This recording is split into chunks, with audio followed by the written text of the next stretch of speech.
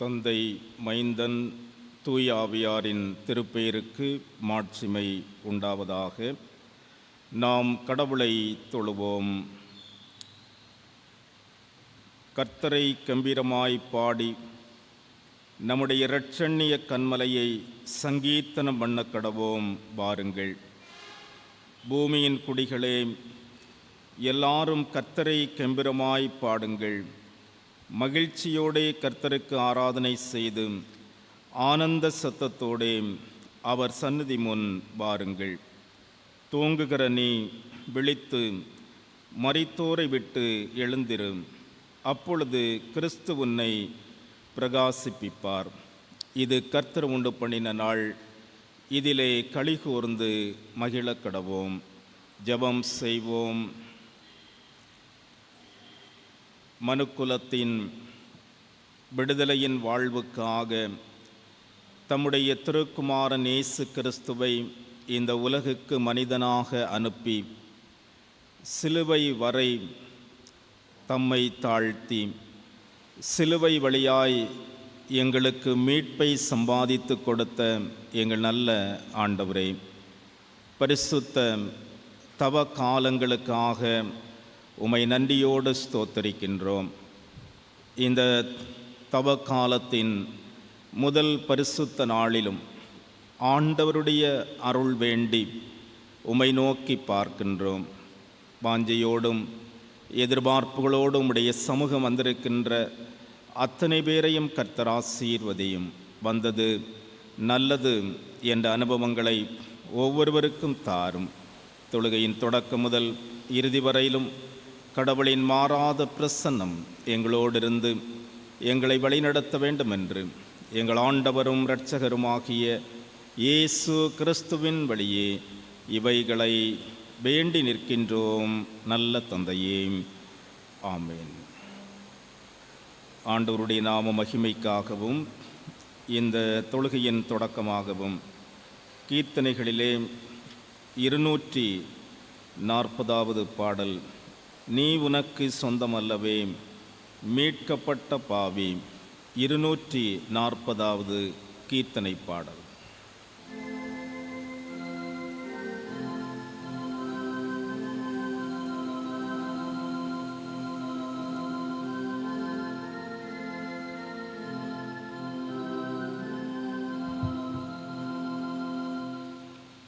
நீயுனக்கு சொந்தமல்லவே மீட்கப்பட்ட பாவி, உனக்கு சொந்தமல்லவே.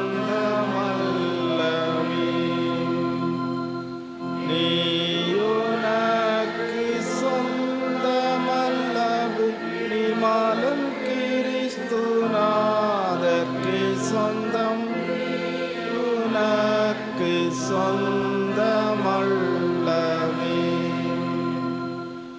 சிலுவை மரத்தில் தொங்கி மரித்தாரே, திரு ரத்தம் ரத்தம் திருவிழாவில் வடியுதுவாரே. மிகுந்த பரிசத்தால் கொண்டாரே, மோட்ச மகிமை உனக்கிவாரே. உனக்கு சொந்தமல்லவே.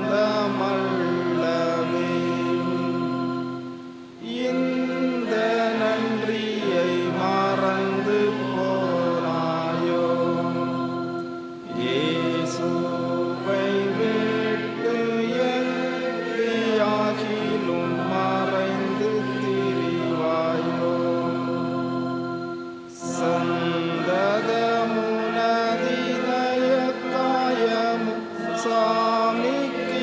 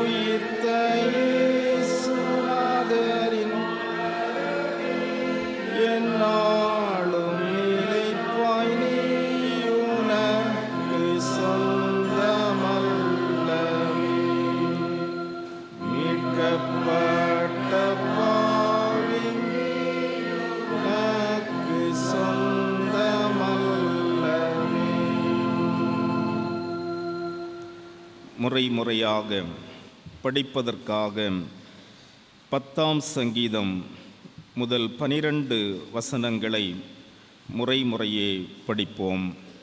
சங்கீதம் 10 முதல் 12 வசனங்கள். கர்த்தாவே, ஏன் தூரத்தில் நிற்கிறீர்? ஆபத்து நேரிட சமயங்களில் நீர் ஏன் மறைந்திருக்கிறேன்?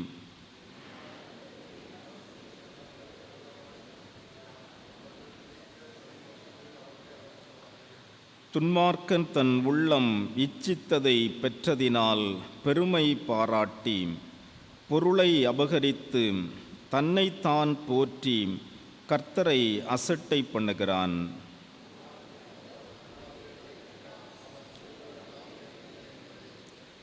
அவன் வழிகள் எப்போதும் கேடுள்ளவைகள்.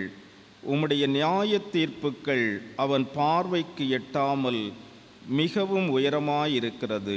தன் எதிராளிகள் எல்லார் மேலும் சீறுகிறான்.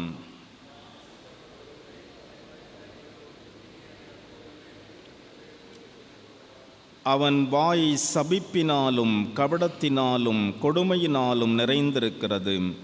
அவன் நாவின் கீழ் தீவினையும் அக்கிரமும் உண்டு.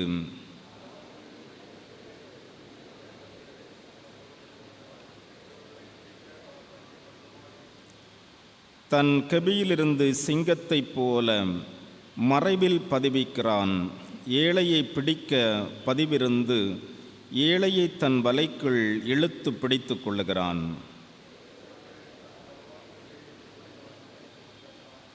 தேவன் அதை மறந்தார் என்றும் அவர் தம்முடைய முகத்தை மறைத்து ஒரு காலும் அதை காணமாட்டார் என்றும் தன் இருதயத்திலே சொல்லிக் கொள்ளுகிறான்.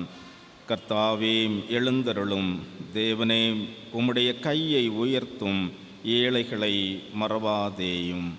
பிதாவுக்கும் குமாரனுக்கும் பரிசுத்த ஆவியாருக்கும் மகிமை உண்டாவதாக. ஆதியிலும் இப்பொழுதும் எப்பொழுதும் சதா காலங்களிலும் மகிமை உண்டாவதாக. ஆமேன். ஆண்டவருடைய திரு சமூகத்திலே முழங்கால் படியிட்டு நம்மை நாமே ஆராய்ந்து பார்த்து, ஆண்டவர் நம்மிடம் விரும்புகின்ற காரியங்கள் நம்மில் இருக்கிறதா? ஆண்டவர் விரும்பாத காரியங்களை என்னுடைய வாழ்விலிருந்து நான் அகற்றி இருக்கிறேனா என்று நம்மை நாமே தற்பரிசோதனை செய்து கொள்ளும் சமயம். இறைவாக்காளர் யோவேல் சொல்லும் பொழுது, நீங்கள் உங்கள் உடைகளை அல்ல உங்கள் உள்ளங்களை கிழித்து உங்கள் தேவனாகிய கர்த்தரிடத்தில் திரும்புங்கள். அவர் இரக்கமும் மன உருக்கமும் நீடிய சாந்தமும் மிகுந்த கிருபையும் உள்ளவர். அவர் தீங்குக்கு மனஸ்தாபப்படுகிறவருமாய் இருக்கிறார். காலை பொழுதிலே ஆண்டவருடைய சமூகத்திலே நம்மில் இருக்கின்ற தீங்குகளை குறித்து ஆண்டவர் மனஸ்தாபப்படுகிறார். நாம் கிழித்து எரிய வேண்டியவைகள் நம் உடைகள் அல்ல, நம் உள்ளம். தீமை நிறைந்த அசுத்தம் நிறைந்த நம் எண்ணம், இவைகளை ஆண்டவர் நம்மிலிருந்து துடைத்து போடுவதற்கு அவர் சித்தம் கொள்ளுகிறார். ஆண்டவருடைய சமூகத்தில் நம்முடைய நிலைகளை உணர்ந்து, ஆண்டவரே, ஒரு விசை கூட என்னை கழுவும் அப்பா, என்னை சுத்திகரியும் ஆண்டவரே, ஈசோப்பினால் என்னை சுத்திகரியும், அப்பொழுது நான் சுத்தமாவேன். என்னை கழுவியருளும், அப்பொழுது நான் தூய்மையாவேன். ஆண்டவரே, நான் பாவிதான், நான் பாவி என்று நான் ஒத்துக்கொள்ளுகிறேன். அந்த உணர்வோடு ஆண்டவருடைய சமூகத்தில் நம்மை அறிக்கை செய்வோமாம். நான் பாவிதா ஆனாலும் நீ மாசற்ற தம் சிந்தினே வாயன்று என்னை கூப்பிட்டீரியன்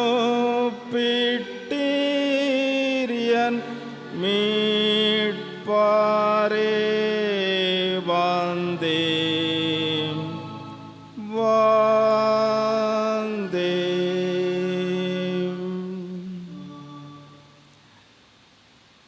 அனைத்து ஆற்றலும் அளவில்லாத இரக்கமும் நிறைந்த ஆண்டவர் மன்னிப்பையும் பாவ நிவர்த்தியும் நமக்கு கட்டளையிட்டருளி வாழ்க்கையை சீர்படுத்துவதற்கான காலத்தையும் தமது தூய ஆவியானவரின் கிருபையையும் தேற்றுதலையும் தந்தருளுவாராக.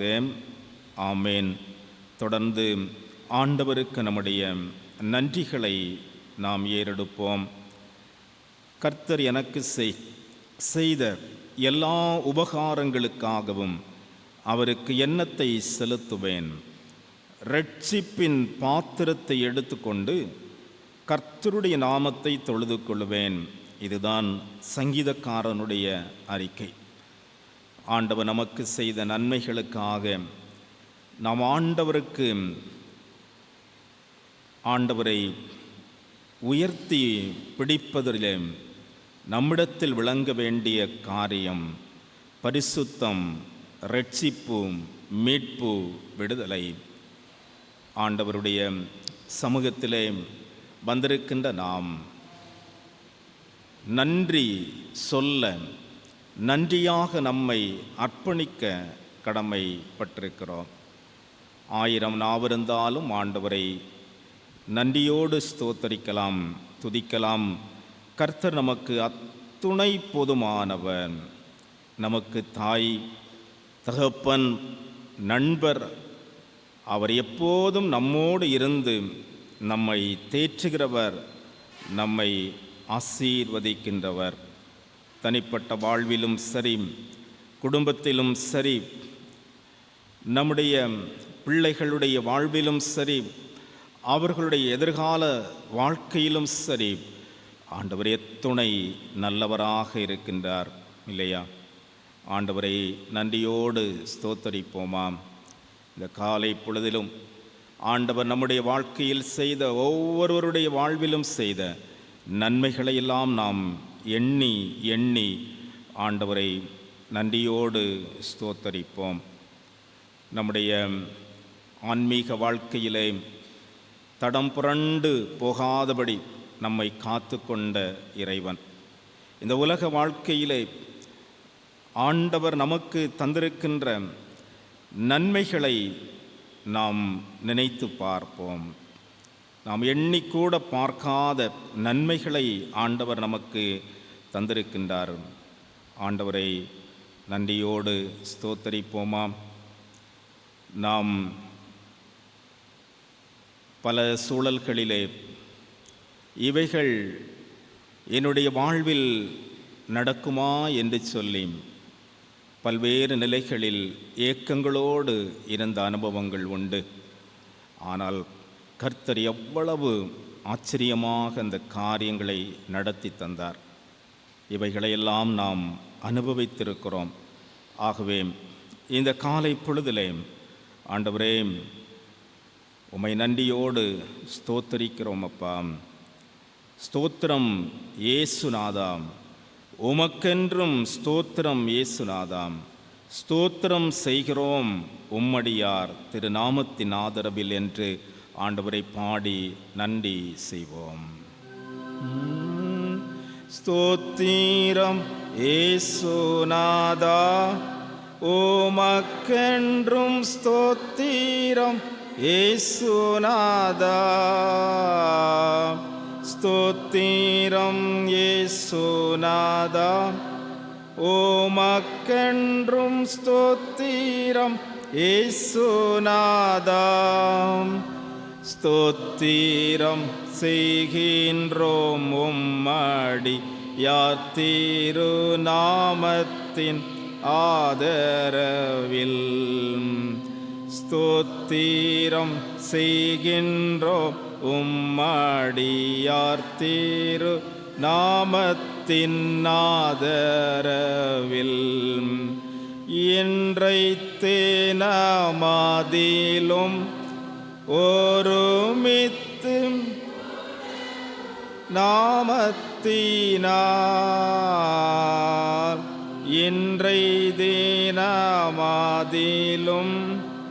ஒருமித்து கூடவும் நாமத்தினார்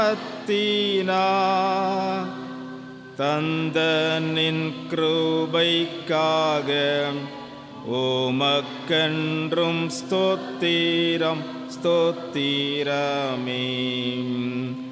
தந்த நின் கிருபைக்காக உமக்கென்றும் ஸ்தோத்திரமே. ஆண்டுடைய சமூகத்திலே நம்மை ஒரு விசை கூட தாழ்த்தி அவருடைய உடனிருப்பை உணர்ந்து ஆண்டவர் என் பாவங்களை எல்லாம் மன்னித்து என்னை பரிசுத்தப்படுத்தி அவருடைய மகனாக மகளாக உருவாக்கினார் என்று சொல்லுகிற நன்றியோடு ஆண்டவரிடத்தில் நம்முடைய விண்ணப்பங்களை முழு மனதோடு நாம் ஏறெடுப்போமாம். ஆண்டவரிடத்தில் மறைப்பதற்கு நம்மிடத்தில் எதுவுமே இருக்கக்கூடாது. எல்லாவற்றையும் ஆண்டவரிடத்தில் சொல்லுவோம். மனிதர்களிடத்தில் சொல்லி சொல்லி நாம் அலுத்து போனோம். நாம் பெற்றுக்கொண்டது எதுவுமே இல்லை. ஆண்டவரிடத்தில் சொல்லுவோம். நம்முடைய தேவைகளை அவரிடத்தில் அறிக்கை செய்வோம்.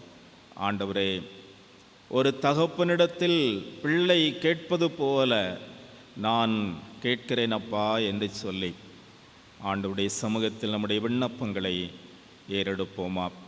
நல்ல தகப்பனை,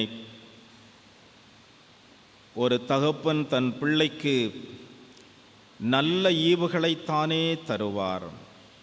ஒரு தகப்பன் ஒரு பிள்ளை முட்டை கேட்டால் அவனுக்கு தேளை கொடுப்பானோ? ஒரு தகப்பன் தன் பிள்ளைக்கு நல்ல ஈவுகளை கொடுக்கின்ற பொழுது பரம தகப்பன் எங்களுக்கு நல்ல மிக நல்ல ஈவுகளை தருகின்றவர். ஆண்டவரே, உம்முடைய அன்பு, உம்முடைய கருணை, உம்முடைய பாசம் எவ்வளவு உன்னதமானது சுவாமி. இந்த காலை பொழுதிலும் ஆண்டவருடைய திரு சமூகத்திலே உம்முடைய பிள்ளைகளாக நாங்கள் வந்து உம்மை நோக்கி நாங்கள் கேட்கிறோம் ஐயா. கேளுங்கள், பெற்றுக்கொள்ளுவீர்கள். தேடுங்கள், கண்டடைவீர்கள். தட்டுங்கள், உங்களுக்கு திறக்கப்படும் என்று சொன்னவரே, இந்த காலை பொழுதிலே உம்முடைய சமூகத்திலே கண்ணீரோடு கேட்டுக்கொள்ளுகிற ஒவ்வொரு காரியங்களுக்கும் எங்கள் ஆண்டவருடைய பதில் ஆமென்றும் ஆமேனென்றும் இருப்பதற்காக உம்மை நன்றியோடு ஸ்தோத்தரிக்கிறோம் அப்பா. ஆண்டவரே, உம்முடைய சமூகத்திலே வந்தவர்களில் ஒருவர் கூட வெறுமையாய் திரும்பி போனதில்லை. இந்த காலை பொழுதிலே ஆண்டவருடைய சமூகத்திலே வந்திருக்கிற ஒவ்வொருவரையும் ஆண்டவர் உம்முடைய வசனத்தினால் உம்முடைய ஆசைகளால் நிறைத்து வழியனுப்புவீராக. பலவீனர்கள் சுகவீனர்களை ஆண்டவர் சந்திப்பீராக. எத்தனை காலங்கள் இந்த பலவீனம் என்னை தாக்கி கொண்டிருக்கும், எத்தனை நாட்கள் இந்த வலியை நான் சுமந்து கொண்டிருக்கிறேன். போதும் கர்த்தாவே, போதும், எம்மட்டும் எதுவரைக்கும் என்று சொல்லி வேதனையோடு இருக்கிற பிள்ளைகளை சந்தியும் அப்பா. ஆண்டவரே, மருந்துகள் தான் எனக்கு உணவாயிற்று, கண்ணீரே எனக்கு உணவாயிற்று என்று சொல்லி வேதனையோடு இருக்கிற பிள்ளைகளை கர்த்தர் சந்திப்பீராக. உம்முடைய ஆணை பாய்ந்த கரம் இந்த காலை பொழுதிலே பிள்ளைகளுக்கு நேராய் நீட்டப்படுவதாக. மகனே, எனக்கு சித்தமுண்டு, சுத்தமாகு என்ற நல்ல வார்த்தையை சொல்லி தொட்டு குணப்படுத்துகிற ஆண்டவர், தொழிநோயாளியை கூட ஆண்டவர் தொட்டு சுத்தமடைவாய் என்று சொன்ன ஆண்டவரே, இந்த காலை பொழுதிலும் ஆண்டவர் எங்களை தொட வேண்டும், எங்களை சுகப்படுத்த வேண்டும், எங்களை சுத்தப்படுத்த வேண்டும் என்று சொல்லி கண்ணீரோடு உம்முடைய சமூகத்தில் வந்திருக்கிற ஒவ்வொருவரையும் நீர் கண்ணோக்கி பாரும். அருகாமையில் இருக்கிற மருத்துவமனைகளிலே ஆண்டவரே, எங்கள் பிள்ளைகள் எத்தனையோ பேர் உயிருக்காக போராடி கொண்டிருக்கின்ற ஒரு அனுபவங்களை பார்க்கிறோம். ஆண்டவரே, இறங்குவீராக. உம்முடைய ஆற்றல், உம்முடைய வல்லமை புறப்பட்டு செல்வதாக.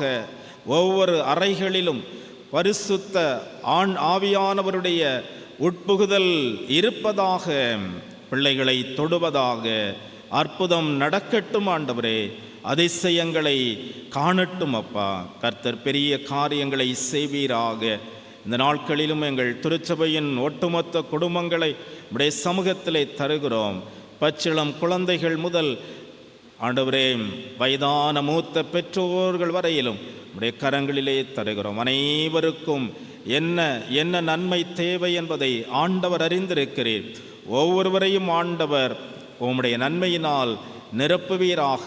குறிப்பாக இந்த நாட்களிலே ஆண்டவரே, தேர்வுக்காக ஆயத்தப்படுகிற எங்கள் பிள்ளைகளுக்காக சிபிஎஸ்சி இதிலே படித்து கொள்ளுகிற பிள்ளைகள் தங்கள் தேர்வுகளை சந்திக்கின்ற பொழுது கர்த்தருடைய உடனிருப்பும் உம்முடைய தொடுதலும் எங்கள் பிள்ளைகளுக்கு கிடைக்கட்டும் ஆண்டவரே.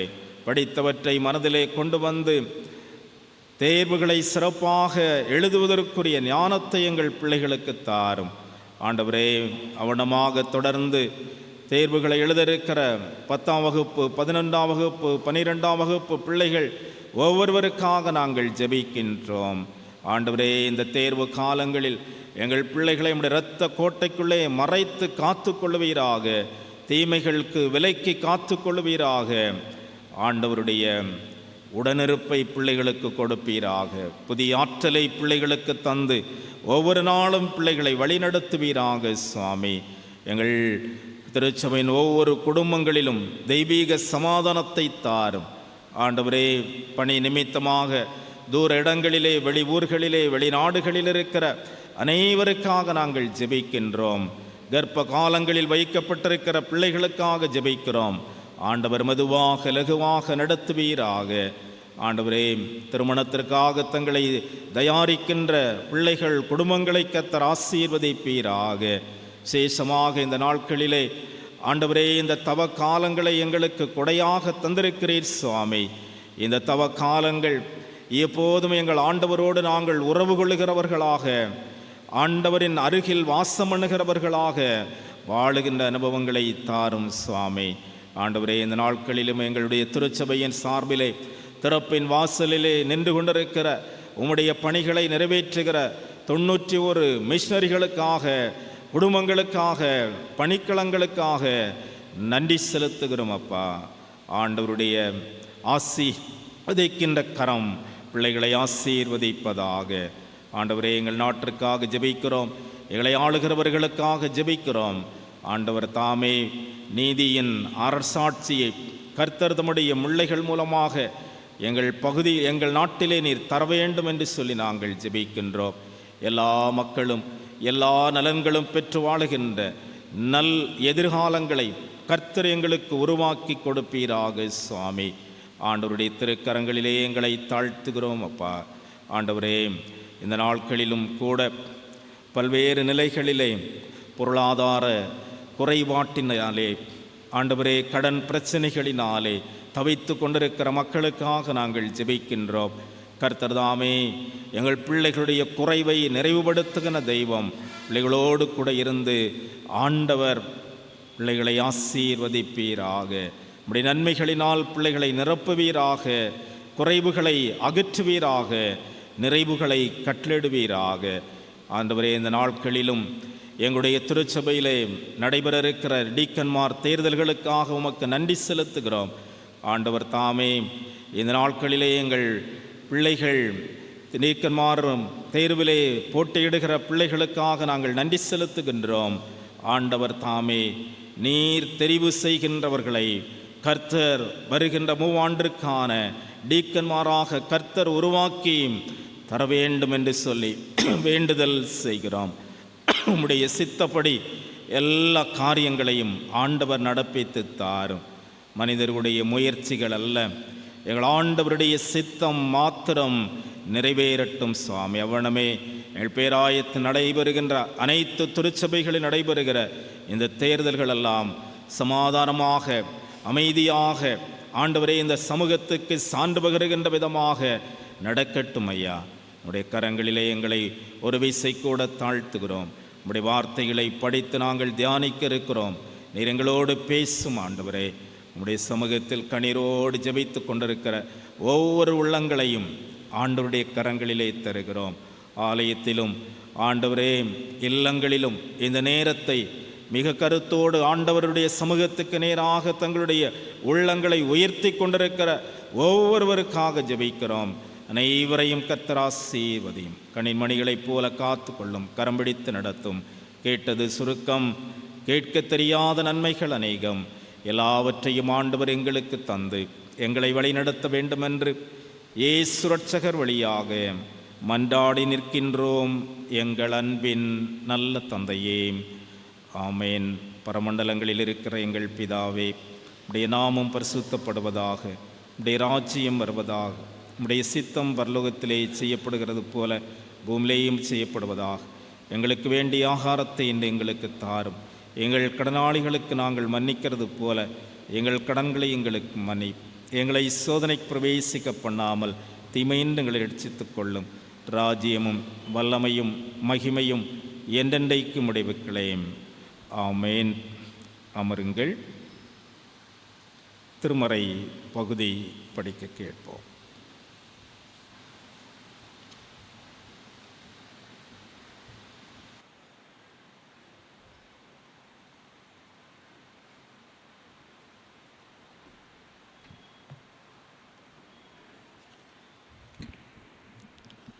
வாசிக்கும்படியாக கொடுக்கப்பட்ட வேத பாகம் மத்தேயு எழுதின சுவிசேஷம் 8ஆம் அதிகாரம் வசனங்கள் 1 முதல் 4 முடிய. மத்தேயு 8ஆம் அதிகாரம் வசனங்கள் 1 முதல் 4 முடிய. அவர் மலையிலிருந்து இறங்கின போது திரளான ஜனங்கள் அவருக்கு பின் சென்றார்கள். அப்பொழுது குஷ்டரோகி ஒருவன் வந்து அவரை பணிந்து, ஆண்டவரே, உமக்கு சித்தமானால் என்னை சுத்தமாக்க உம்மால் ஆகும் என்றான். இயேசு தமது கையை நீட்டி அவனை தொட்டு, எனக்கு சித்தமுண்டு, சுத்தமாகு என்றார். உடனே குஷ்டரோகம் நீங்கி அவன் சுத்தமானான். இயேசு அவனை நோக்கி, இதை நீ ஒருவருக்கும் சொல்லாதபடி எச்சரிக்கையாயிரு. ஆயினும் அவர்களுக்கு சாட்சியாக நீ போய் ஆசாரியனுக்கு உன்னை காண்பித்து மோசே கட்டளையிட்ட காணிக்கையை செலுத்து என்றார் என்பதே. தேவனுக்கே மகிமை உண்டாவதாக. கண்களை மூடி ஜெபம் செய்வோம்.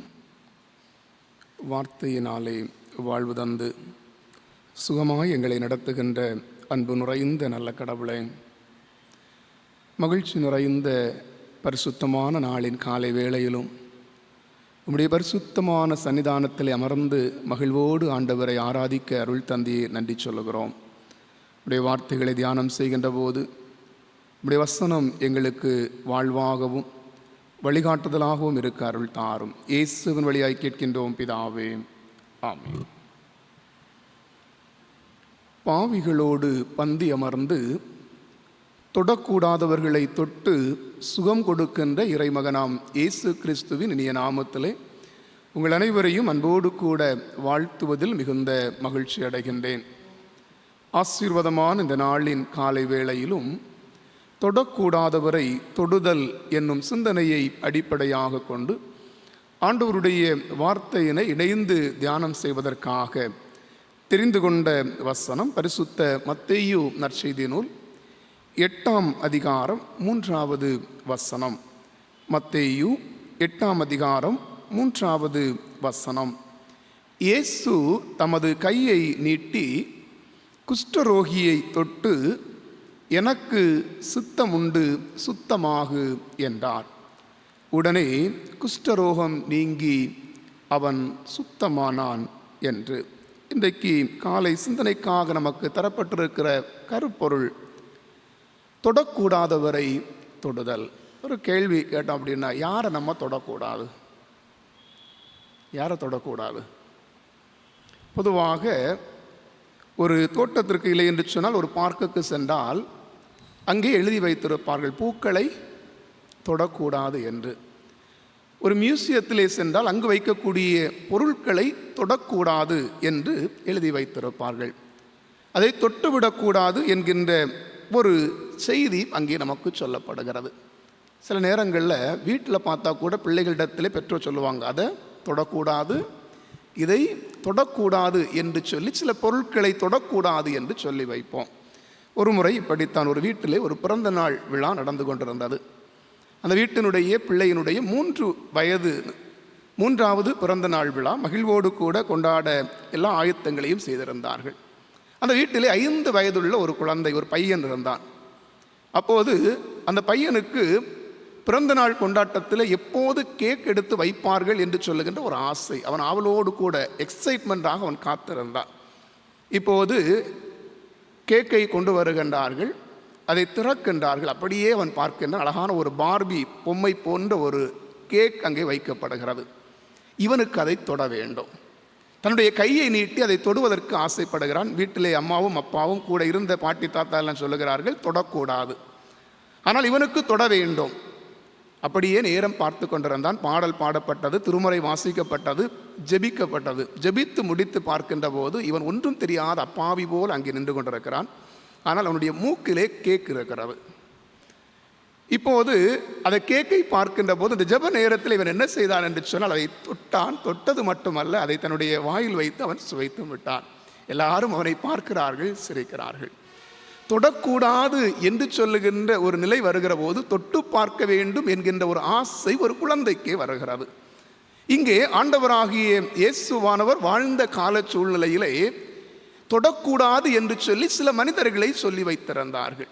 அப்படி தொடக்கூடாது என்று சொல்லி சட்டத்தின்படியும் சமயத்தின்படியும் சொல்லப்பட்ட மக்களை இயேசுவானவர் தொடுகின்றார். தன்னுடைய அன்பை வெளிப்படுத்துகின்ற ஒரு அடையாளமாக அவருடைய தொடுதல் அமைகின்றதை பார்க்கிறோம். இன்றைக்கும் சமூகத்தில் நாம் பார்க்கின்ற போது எல்லா பாட புத்தகத்திலும் எழுதப்பட்டிருக்கின்ற ஒரு வாசகம், தீண்டாமை ஒரு பாவச் செயல், தீண்டாமை ஒரு பெரும் குற்றம், தீண்டாமை ஒரு மனித நேயமற்ற செயல் என்று சொல்லி.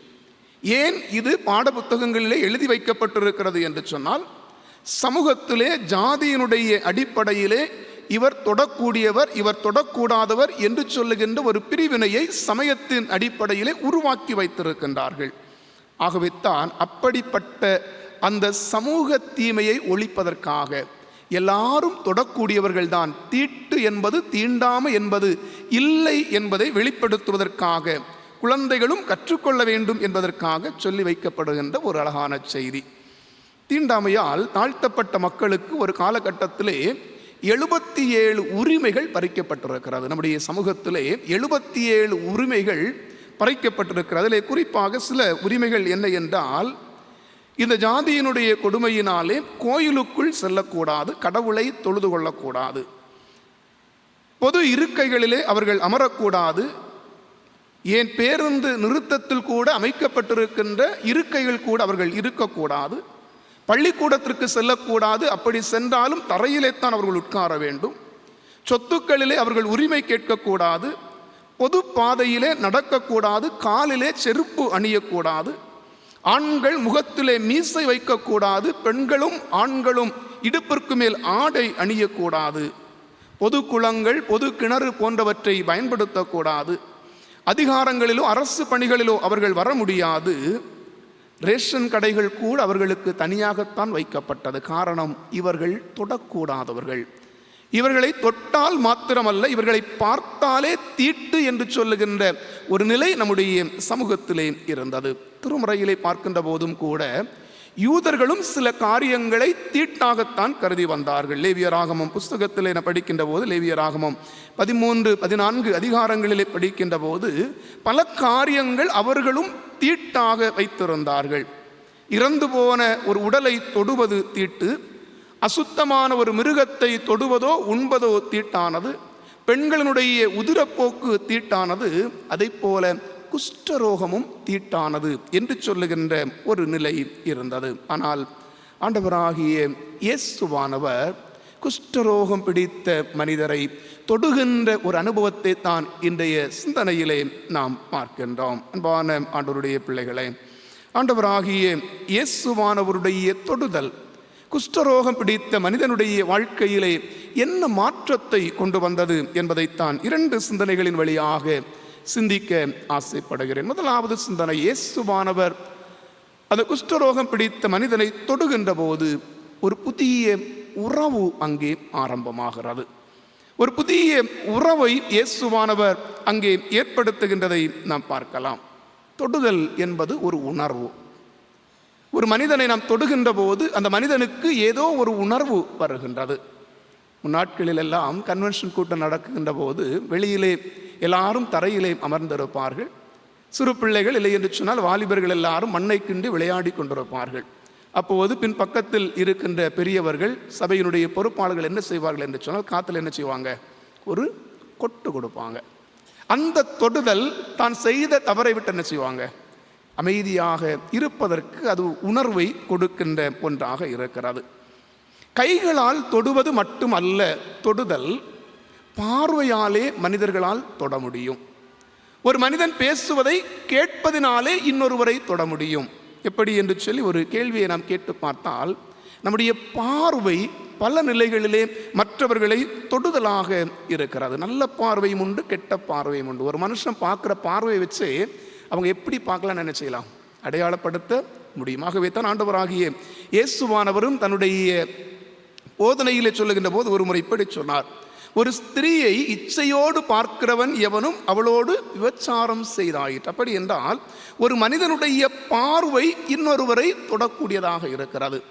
அதே நேரத்திலே கரிசனையோடு கூட பார்க்கக்கூடிய பார்வை நன்மையாக இருக்கிறது என்பதையும் புரிந்து கொள்ள வேண்டும். எப்படி நாம் கேட்கிறது இல்லை என்று சொன்னால் கவனிக்கிறது இன்னொரு மனிதனை தொட முடியும் என்று சொன்னால், ஒரு மனிதன் தன்னுடைய கஷ்டங்களை நம்மிடத்திலே சொல்லிக் கொண்டிருக்கின்ற போது அதை கேளாதவர்கள் போல நாம் இருந்தோம் என்று சொன்னால் அந்த மனிதன் அதை புரிந்து கொள்ளுவான். அதே நேரத்தில் அந்த கஷ்டத்தை நாம் கவனிக்கிறோம் என்று சொன்னால் அவர்களை நாம் தொடுகின்றோம். அவர்கள் தங்களுடைய கஷ்டங்களை கேட்பதற்கு யாரோ ஒருவர் இருக்கிறார் என்பதை உணர்ந்து கொள்ளுகின்றார்கள். அப்படி என்றால் தொடுதல் என்பது கரங்களினாலே மட்டுமல்ல, பார்வையினாலும் கேட்கின்ற கவனிப்பினாலும் தொடுதல் இருக்கிறது. இங்கே அப்படிப்பட்ட ஒரு சூழ்நிலைத்தான் குஷ்டரோகிக்கு கிடைக்கின்றது. இயேசுவானவர் மலை அருட்பொழிவை முடித்துவிட்டு திரும்பி வருகின்ற பயண பாதையிலே தான் இந்த குஷ்டரோகம் பிடித்த மனிதன் இயேசுவானவரை சந்திக்கக்கூடிய ஒரு சூழ்நிலை வருகிறது. இதே நிகழ்வு மார்க்கு 1ஆம் அதிகாரம் 35 45 வரையுள்ள வசனங்களை பார்க்கின்ற போது சற்று வித்தியாசமாக அந்த சூழ்நிலை சொல்லப்படுகிறதை பார்க்கிறோம்.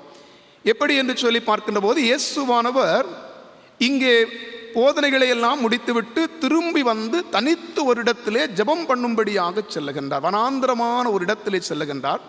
அங்கே அவர் ஜெபிக்கின்றார். ஜெபிக்கின்று விட்டு திரும்புகின்ற போது சீடர்கள் இயேசுவானவரை தேடி வருகின்றார்கள். அப்போது இயேசுவானவரை தேடி வந்து திரும்பி வரக்கூடிய பாதையிலே இந்த மனிதன் இயேசுவானவரை சந்திக்கின்ற ஒரு சூழ்நிலை வருகிறது. அப்படி என்று சொன்ன இந்த மனிதன் எங்கே இருக்கிறான் என்று சொன்னால் சமூகத்தினுடைய வெளியே தான் இருக்கின்றான். இயேசுவானவர் மலையிலிருந்து இறங்கி வருகிறார் என்று சொல்லி வைத்துக் கொண்டாலும், இயேசுவானவர் தனித்து ஜெபம் பண்ணிவிட்டு திரும்பி வருகிறார் என்று சொல்லி வைத்துக் கொண்டாலும், சமூகத்தை விட்டு வெளியே இருக்கக்கூடிய ஒரு பகுதியிலே தான் இந்த மனிதன் இயேசுவானவரை சந்திக்கக்கூடிய ஒரு நிலை. அப்படி என்று சொன்னால் குடும்ப உறவுகளிலிருந்து, சமூக உறவுகளிலிருந்து, தன்னோடு கூட இருக்க வேண்டிய எல்லா உறவுகளிலுமிருந்து தனித்து விடப்பட்ட மனிதன் இயேசுவானவரை சந்திக்கின்ற போது அங்கே ஒரு புதிய உறவு அந்த மனிதனுக்கு கிடைக்கிறதை நாம் பார்க்கலாம். இந்த மனிதன் இயேசுவானவரிடத்திலே வந்து கேட்ட காரியம் என்ன என்றால், மத்தேயு 8ஆம் அதிகாரம் 2வது வசனத்திலே, குஷ்டரோகி ஒருவன் வந்து அவரை பணிந்து, ஆண்டவரே, உமக்கு சித்தமானால் என்னை சுத்தமாக்க உம்மால் ஆகும் என்று கேட்கின்றார். பணிவோடு கூட கேட்கின்றார், ஆண்டவரே, நீர் நினைச்சா எனக்கு சுகம் கொடுக்க உம்மால் முடியும்.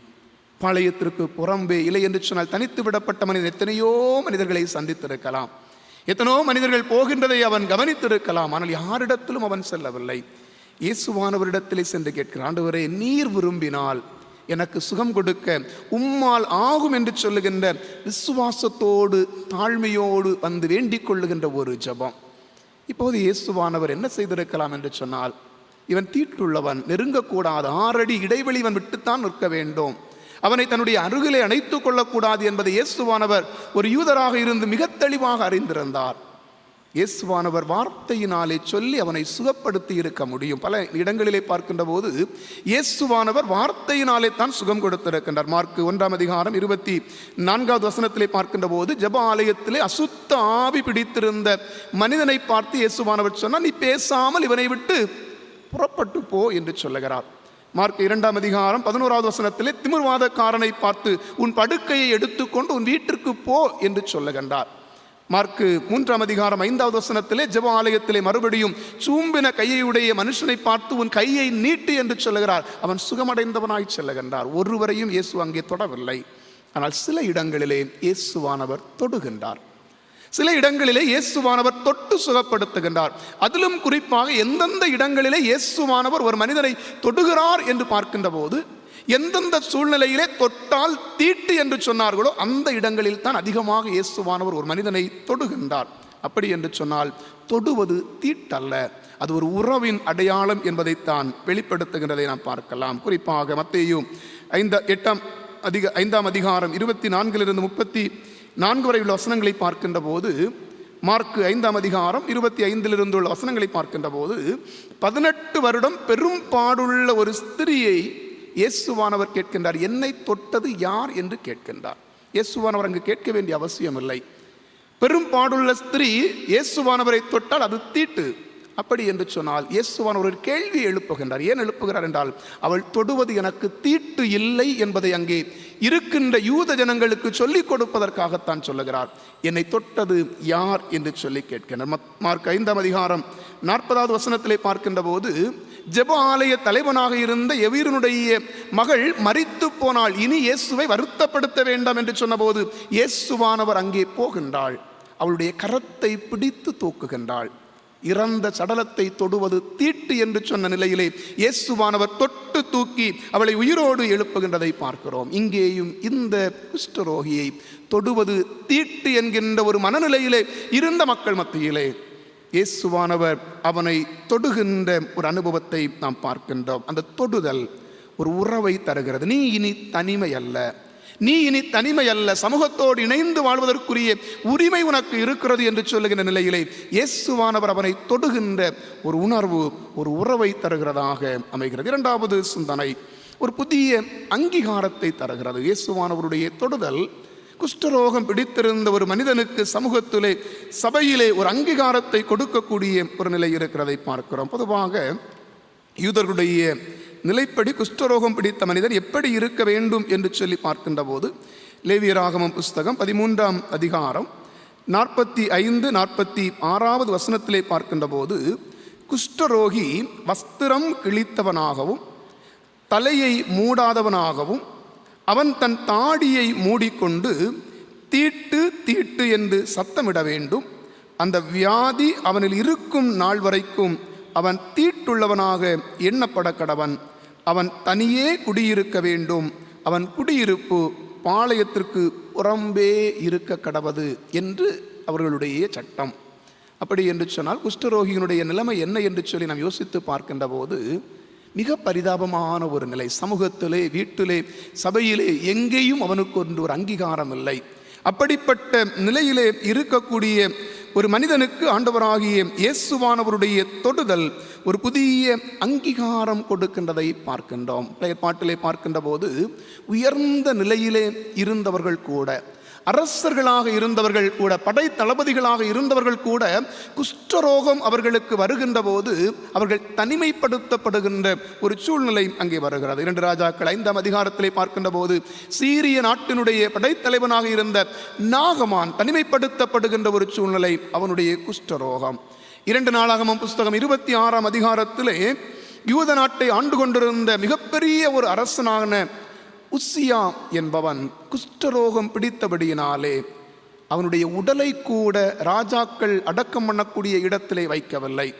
தன்னுடைய பிதாக்கள் அண்டை கூட அவனுடைய சரீரத்தை அடக்கம் செய்ய இடம் கொடுக்கவில்லை. இறந்து போன பிறகு கூட அதற்கு அருகிலே வேறு இடத்திலே தன்னுடைய உடலை அடக்கம் பண்ணினார்கள் என்று சொல்லி பார்க்கிறோம். அப்படி என்று சொன்னால் குஷ்டரோகம் எந்த அளவிற்கு தன்னுடைய அங்கீகாரத்தை இழந்து போகச் செய்கிறது என்பதை நாம் புரிந்து கொள்ள வேண்டும். ஜோசிபஸ் என்று சொல்லக்கூடிய வரலாற்று ஆசிரியர் யூத மக்களிடத்திலே இருந்த இந்த குஷ்டரோகத்தை குறித்த பாதிப்புகளையும் அவருடைய நிலை எப்படி இருந்தது என்று சொல்லி அவர் குறிப்பிடுகின்ற போது இப்படி சொல்லுவார். ஒன்று, முன் நாட்களிலே குஷ்டரோகம் என்கின்ற ஒரு மனிதனை ஆட்கொள்ளுகின்ற போது அவன் இறந்த மனிதன் என்று அழைக்கப்படுவான். டெட் மேன் என்று சொல்லி யூதர்கள் அவனை சொல்லுவார். அப்படி என்றால் செத்துப்போன மனிதன். அவனுடைய கரத்திலே இல்லை என்று சொன்னால், உடலிலே ஏதோ ஒரு பகுதியிலே குஷ்டரோகம் இருக்கிறது என்று சொன்னால் அவன் செத்த மனிதன் என்கின்ற ஒரு அழைப்பு அவனுக்கு கொடுக்கப்பட்டது.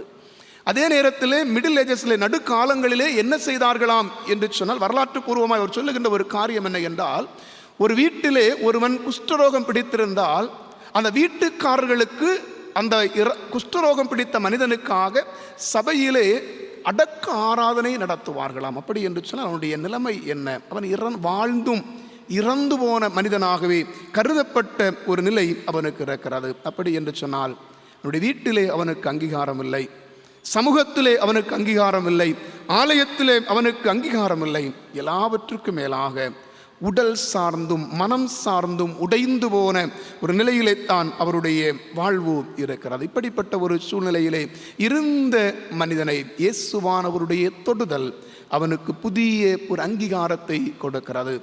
எனக்கு சித்தம் உண்டு சுத்தமாக என்று சொல்லி ஆண்டவர் அவனுக்கு தொட்டு சுகம் கொடுக்கக்கூடிய ஒரு அனுபவத்தை அந்த இடத்திலே நாம் பார்க்கின்றோம். மத்தேயு 8ஆம் அதிகாரம் 3வது வசனத்திலே பார்க்கின்ற போது இயேசு தமது கையை நீட்டி அவனை தொட்டு எனக்கு சித்தம் உண்டு சுத்தமாகு என்றார். உடனே குஷ்டரோகம் நீங்கி அவன் சுத்தமானான் என்று பார்க்கிறோம். ஆங்கில திருமுறையிலே பார்க்கின்ற போது இன்னும் ஒருபடி மேலே சொல்லப்படுகிறது. Jesus stretched his hand and touched him என்று சொல்லப்படும். அப்படி என்று சொன்னால் நேரே நீட்டி தொடவில்லை, தன்னுடைய கரத்தை விரித்து அவனை தொடுகிறார் என்று சொன்னால் அவனை கட்டி அணைத்து அவனை தொடுகின்றார். இந்த சமூகத்திலே உனக்கு அங்கீகாரம் என்று சொல்லி ஆண்டவர் கொடுக்கிறார். எப்படி அந்த அங்கீகாரத்தை கொடுக்கிறார் என்று சொன்னால் 4வது வசனத்திலே பார்க்கின்ற போது, நீ போய் ஆசாரியனுக்கு உன்னை காண்பித்து மோசே கட்டளையிட்ட காணிக்கையை செலுத்து என்று சொல்லுகின்றார்.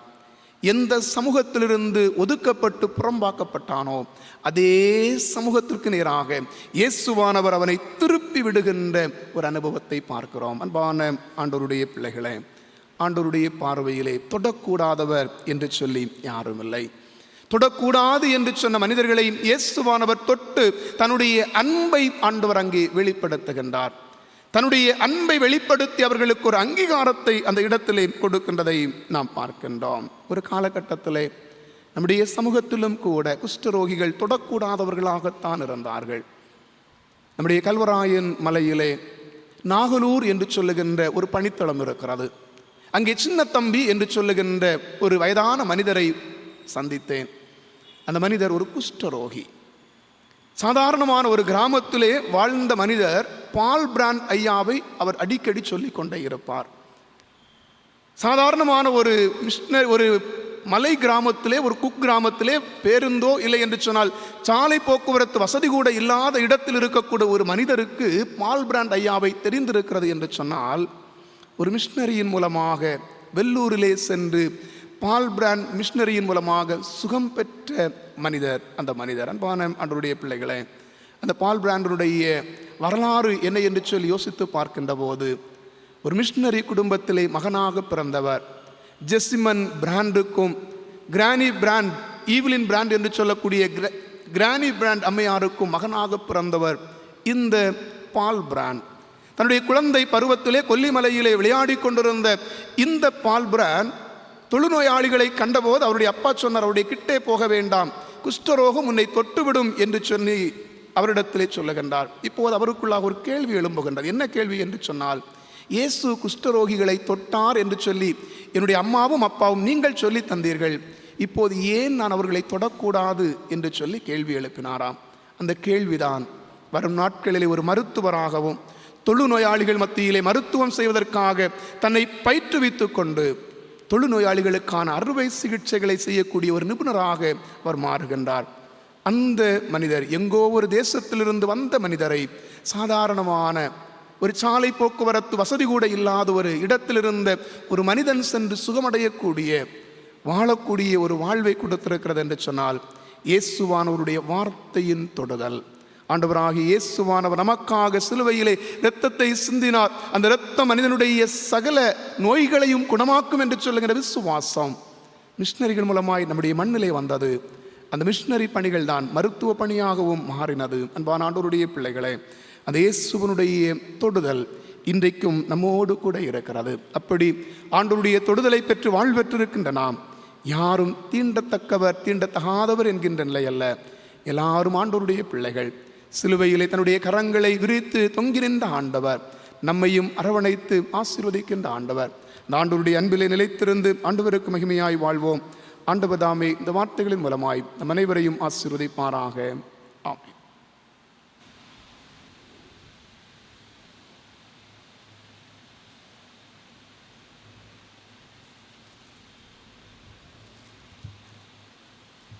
நாம் யாவரும் எழுந்து நின்று நம்முடைய விசுவாசத்தை அப்போஸ்தலர் விசுவாச பிரமாணத்தின் மூலமாக அறிக்கை செய்வோம்.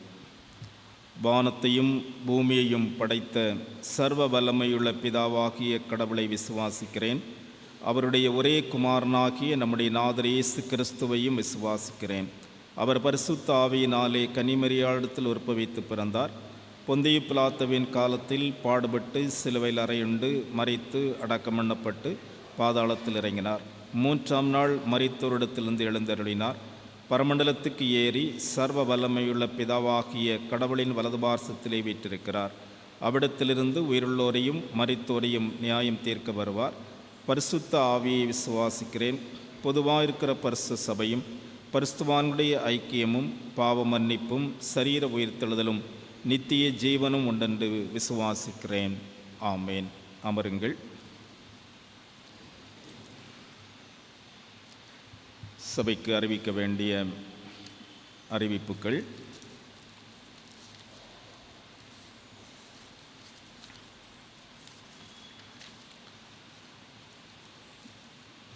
இன்றைக்கு 2வது தொழுகையிலே திருச்சபையின் மக்களின் ஜெபத்தாலும் உதாரத்துவமான கொடைகளாலும் வாங்கப்பட்டுள்ள புதிய ஆர்கன் சபை பயன்பாட்டிற்கென்று அர்ப்பணிக்கப்படும்.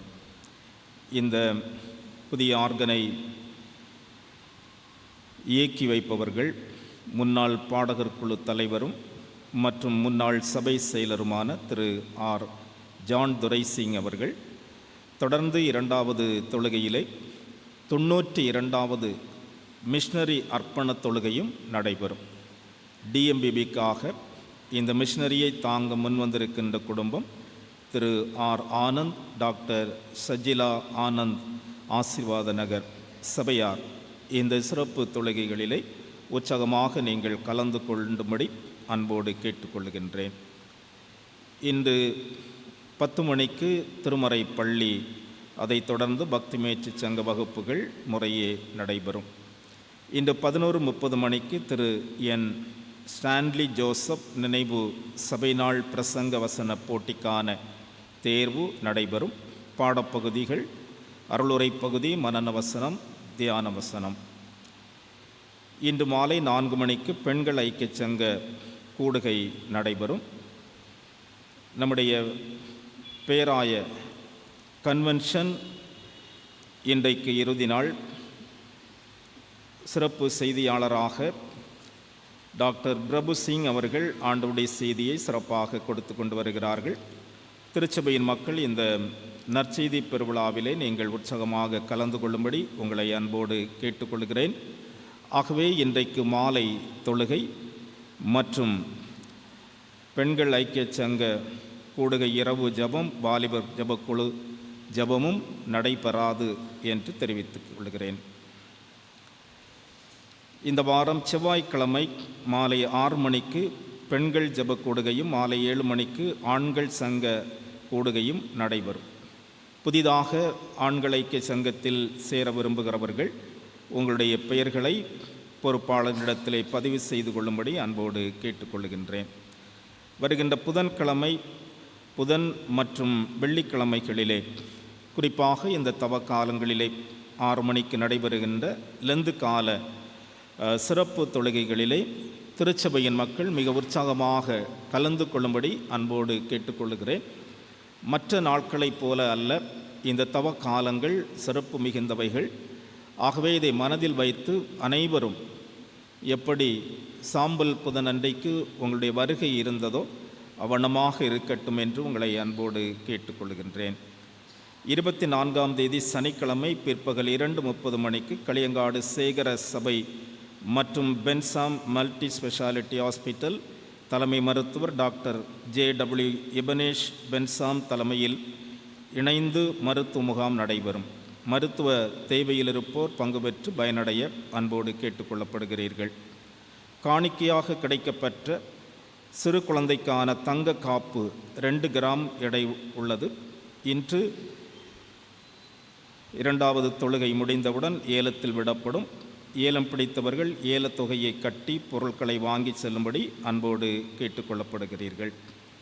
பெயர் சொல்ல விரும்பாத ஒரு குடும்பம் சபை உபயோகத்திற்காக 250 வால்ட் ஆம்பிளிஃபயர் காணிக்கையாக படைத்திருக்கிறார்கள். அந்த குடும்பத்திற்கு நன்றி தெரிவிக்கின்றோம். ஆண்டவர் அவருடைய எண்ணங்களுக்கு மேலான நன்மைகளை அந்த குடும்பத்தின் பிள்ளைகளுக்கு அருளி செய்வாராக. புதிய ஆர்கன் வாங்குவதற்காக காணிக்கை படைத்தவர்கள் மிஸ் ஆர் குளோரி சரோஜினி 1020 ரூபாய், இதுவரை 43,360 ரூபாய். மிஸ் டாஃபினி டியான் 5000 ரூபாய். திரு ஜே சாம் அருள் தேவராஜ் 700 ரூபாய். மிஸ்டர் லிவிங்ஸ்டன் 3000 ரூபாய். மிஸ்டர் வி சேகர் 1000 ரூபாய். இன்ஜினியர் ஆர் தினேஷ்குமார் 10,000 ரூபாய். மிஸ்டர் பி ஜான் ஜபக்குமார் 3000 ரூபாய், இதுவரை 15,000 ரூபாய். திரு ஆர் ஜான் துரை சிங் 10,000 ரூபாய், இதுவரை 60,000 ரூபாய். பொருள் காணிக்கைக்காக பணமாக கொடுத்தவர்கள் இன்ஜினியர் பி அபினேஷ் 5,000 ரூபாய். மிஸ்ஸஸ் ஆர் சோனியா ரெஜினேஸ் 5,000 ரூபாய். அன்புக்குரியவர்களே, 2024 மற்றும் 2027 மூவாண்டிற்கான டீக்கன்மார் தேர்தலுக்கு வேட்பு மனு தாக்கல் செய்வதற்கு கொடுக்கப்பட்ட கால அவகாசம் நேற்று 17ஆம் தேதி சனிக்கிழமை மாலை 5 மணியுடன் நிறைவடைந்தது. பின்னர் வேட்பு மனுக்கள் பரிசீலனை செய்யப்பட்டு ஏற்றுக்கொள்ளப்பட்ட மனுக்கள் ஆங்கில அகர வரிசைப்படி திருச்சபையாருக்கு அறிவிக்கப்படுகிறது. Engineer P Brijesh Kumar Isaac, engineer G Daniel Devanand, திரு ஏ டேவிட்சன் ஜோஸ்லின், திரு C Devasahaya Arul, engineer Dinesh PG Wilson, திரு டி எலிசா குமாரன், திருமதி டி கீதா ராணி ஜான் ஜபக்குமார், திருமதி எம் ஹெலன் பாமா டேவிட்சன், திரு P R Jeyakar Singh, engineer H Jeevanesan Daniel, திரு ஜி ஜோஹன் கிளிட்டஸ், திரு டி ஜோசப் ராஜன், திரு எஸ் லாட்சன் டாடிடா, திரு ஏ மணி ஜேசுதாஸ், திரு ஜே மெர்வின் மேத்யூ, திரு எஸ் ராஜன், திருமதி S Rita Mildred Goldie Chandran, திரு ஆர் ரென்னி விக்டர், திரு டி சாம் டேனியல், திரு ஜே சசிகுமார், திரு டி சிலுவை ஜோசப், திரு M Stalin Devaraj, doctor S Suresh, திரு கே சுரேஷ்குமார், திரு சி வேதா பென்சன் டேனியல், திரு ஏ விமலன் ஏசுதாஸ். வேட்பு மனுவை பின்வலிக்க விரும்புவோர் வருகின்ற சனிக்கிழமை 24/2/2024 மாலை 5 மணிக்குள் போதகரிடம் எழுத்து மூலம் தெரியப்படுத்தவும். சபை கமிட்டி பொறுப்பாளர்களும் கிளைச்சங்க பொறுப்பாளர்களும் தங்கள் பொறுப்புகளையும் தங்கள் வசம் இருக்கின்ற ஆவணங்களையும் வருகின்ற ஞாயிற்றுக்கிழமை 25ஆம் தேதி மாலை 5 மணிக்குள்ளாக போதகரிடம் ஒப்படைக்கும்படி அன்போடு கேட்டுக்கொள்கின்றேன்.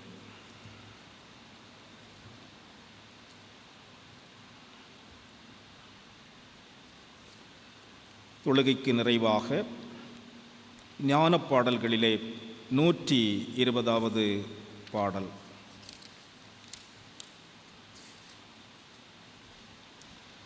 பாவநாசர் பட்ட காயம் பார்த்துணர்ந்து கொள்ளுவது 120வது ஞான பாடலை பாடுவோம்.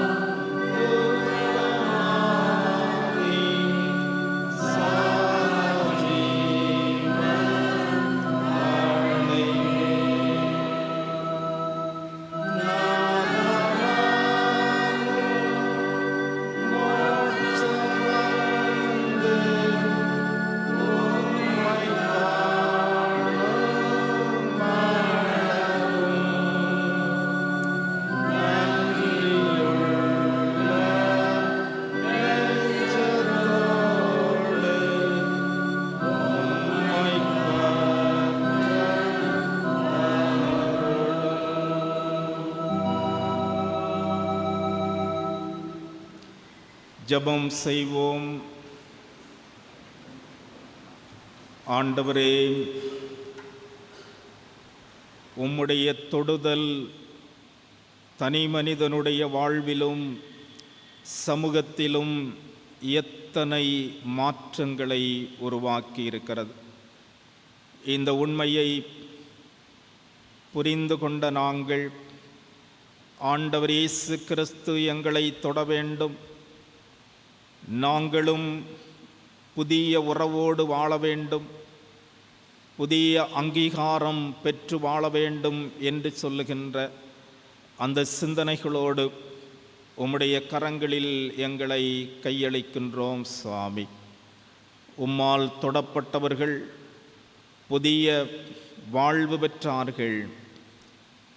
ஆண்டவரே, இந்த காலை பொழுதிலும் ஆண்டவரால் நாங்கள் தொடப்பட்டோம் என்று சொல்லுகின்ற நிச்சயத்தோடு புதிய மனிதர்களாய் புதிய உறவோடும் புதிய அங்கீகாரத்தோடும் இந்த சமூகத்துக்கு சென்று சான்று பகர தெய்வம் அருள் தாரும். சுவாமி, நம்முடைய சமூகத்தில் வந்து ஆண்டவருடைய திருக்கரங்களில் தங்களை அர்ப்பணித்து நிற்கிற அத்தனை பேரையும் கர்த்தர் ஆசீர்வதியும்.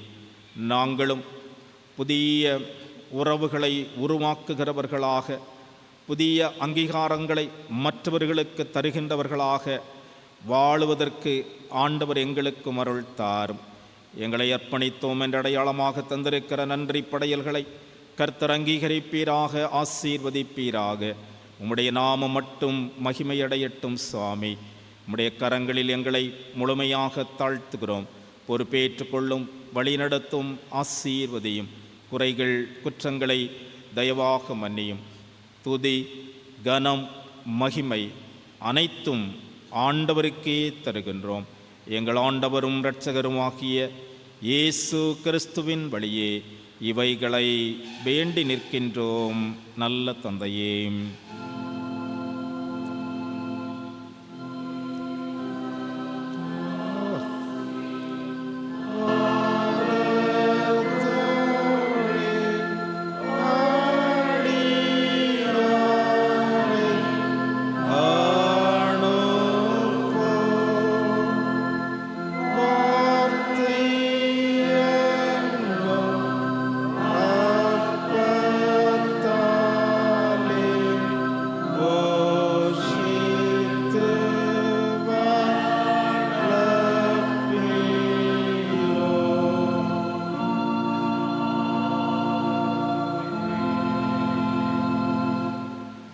தந்தையாகிய கடவுளின் அன்பும் மைந்தராகிய இயேசு கிறிஸ்துவின் அருளும் தூயாவியானவரின் இணையராத நட்பும் உறவும் சமாதானமும் நம் அனைவரோடும் இன்றும் இனிவரு சதா காலங்களிலும் நிறைவாய் நின்று நிலைப்பதாக. ஆமென். ஆமென்.